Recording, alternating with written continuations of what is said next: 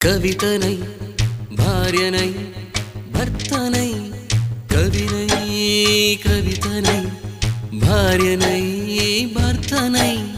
మల్లెల దారిలో మంచు ఎడారిలో మల్లెల దారిలో మంచు ఎడారిలో పన్నీటి జయగీతాల కన్నీటి జలపాతాల నాతో నేను అనుగమిస్తూ నాతో నేనే రమిస్తూ ఒంటరినై అనవరతం కంటున్నాను నిరంతరం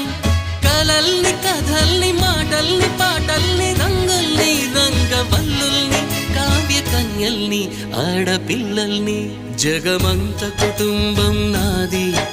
ఏకాకి జీవితం నాది